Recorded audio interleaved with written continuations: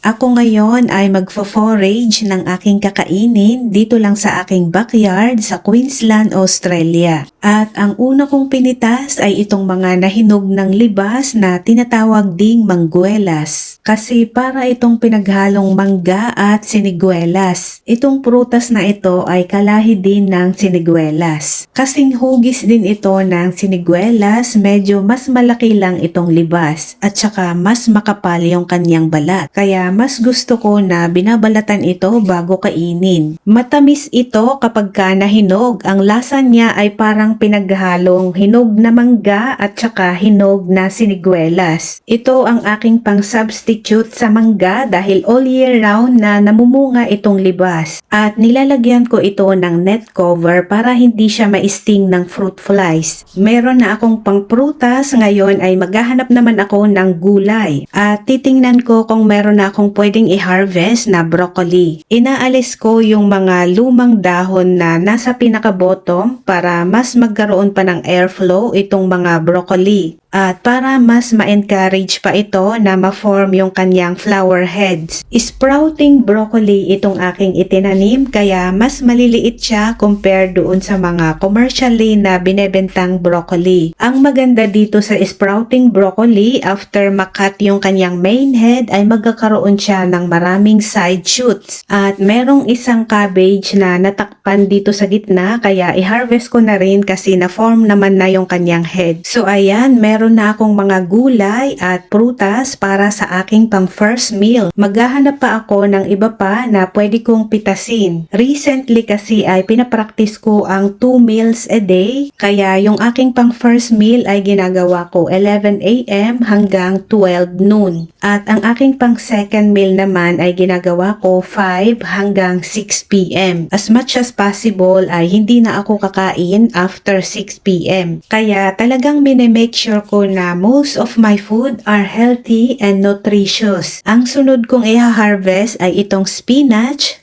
Specifically, tinanim ko ito dahil mababa yung aking iron at itong spinach kasi ay good source of iron. Kaya maganda ito para sa aking diet. At marami pa akong mga sprouting broccolis dito. Maganda ito na pang backyard talaga dahil mahaba yung kanyang harvesting period. Umaabot ng 4 to 5 months. Medyo maliit pa pero pwede na rin itong i-harvest kasi magkakaroon siya ng maraming side shoots after ma-harvest yung kanyang main head. At ito naman yung aking bagong tanim na lychee fruit. May mga nakatanim na peanut sa palibot niya dahil itong peanut ay good nitrogen fixer. Mai-improve niya yung quality ng soil kaya magbe-benefit din yung kanyang katabing plant na lychee.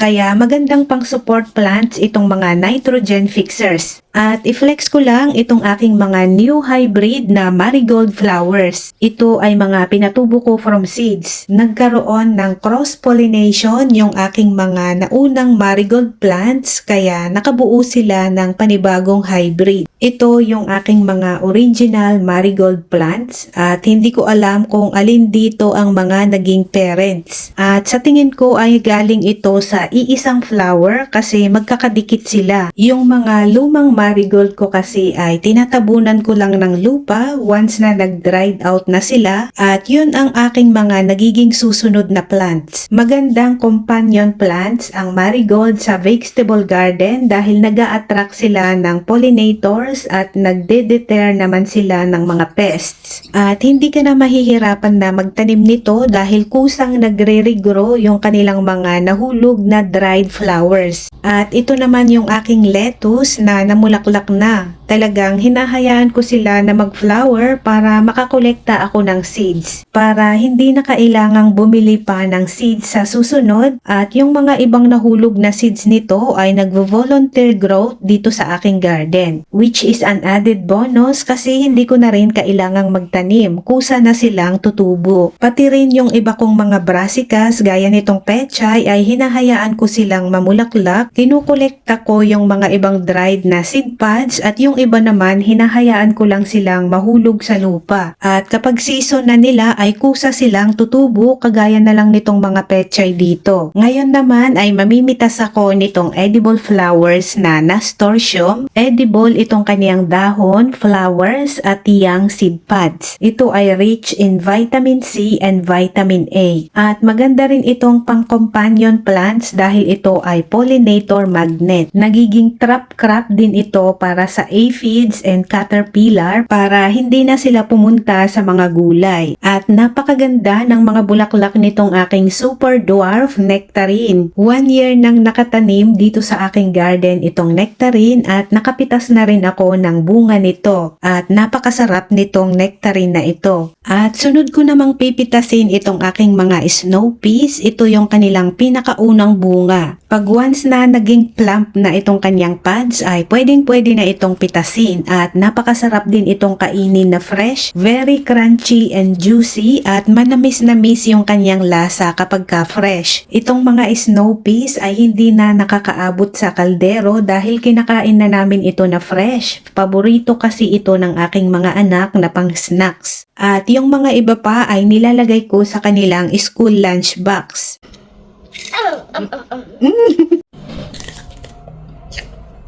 No, that's so yummy.